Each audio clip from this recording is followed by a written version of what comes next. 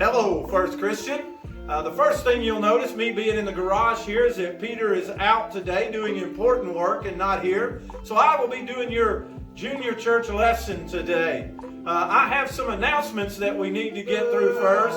But no announcements, boo! Okay, I guess there's going to be no announcements today, but our subject is going to be coming out of Numbers today with Joshua and Caleb, and I am going to teach you a new song to go with this.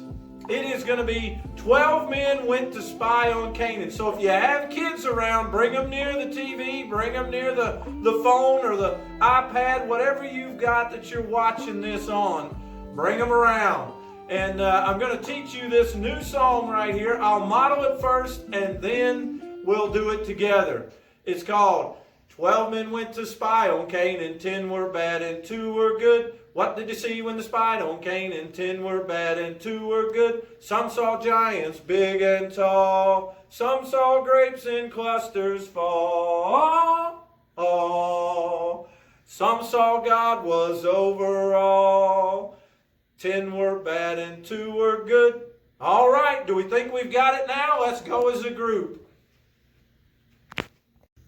Now, kids, a lot of times when you're in junior church, you notice there's that one kid that just doesn't get it. So we want you to treat him special today and just help him along with this.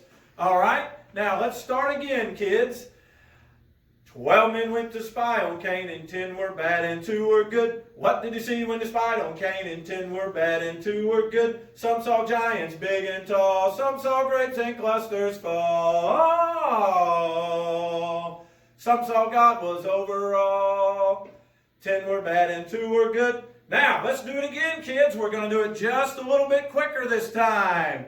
12 men went to spy on Canaan, 10 were bad and 2 were good. What did you see when they spied on Canaan? 10 were bad and 2 were good. Some saw giants big and tall. Some saw grapes in clusters fall. Some saw God was over all. 10 were bad and 2 were good.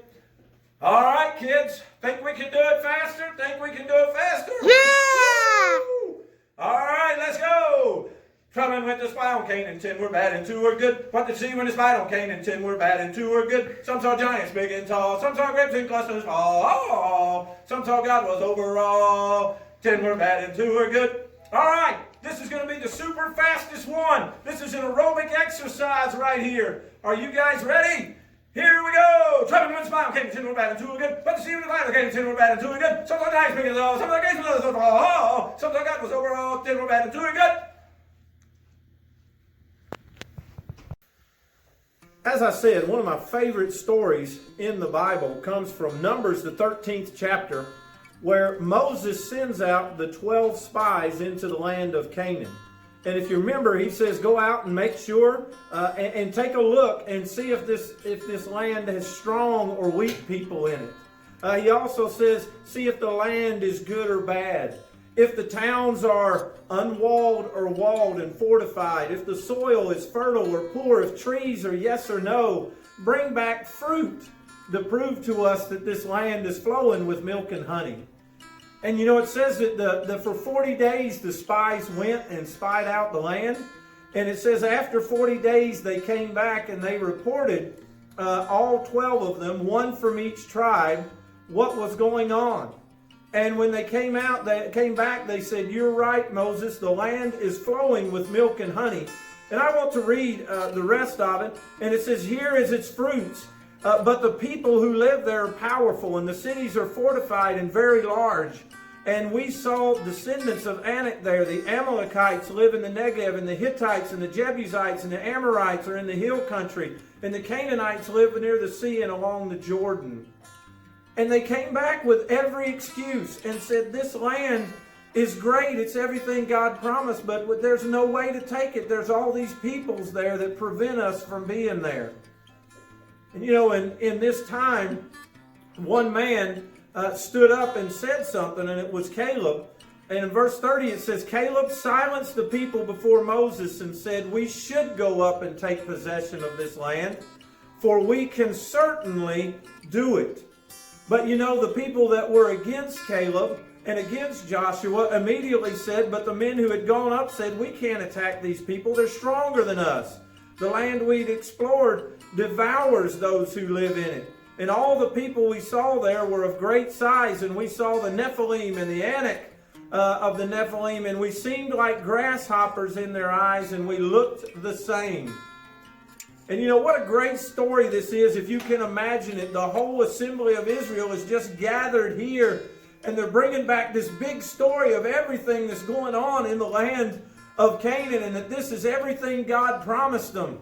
And yet, in the middle of this promise, they forgot if God makes a promise, He's going to come through.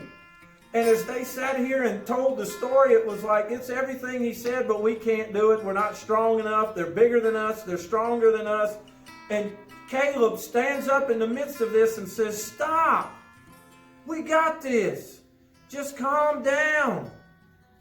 And you know, this virus right now, this pandemic that we have going on in this nation, for a lot of people has just stopped them. They're a giant. They're a people that we can't understand. It's something that goes far beyond our belief, and we just get out there and say, God can't handle this. God can't protect us through this. God can't keep us from this. And right now, this is the giant that you and I face. And what a giant it is. It's something that we can't explain. It's something that's microscopic. You can't see it. And yet it's brought this nation to a standstill. And the only place that you can go when a giant brings you to a standstill is to God. And you know, in the 14th chapter, it says that Moses and Aaron fell on their face and begged God not to take revenge on them, and begged the people to stop doing this, and that Joshua and Caleb did the same thing, but they had something to say.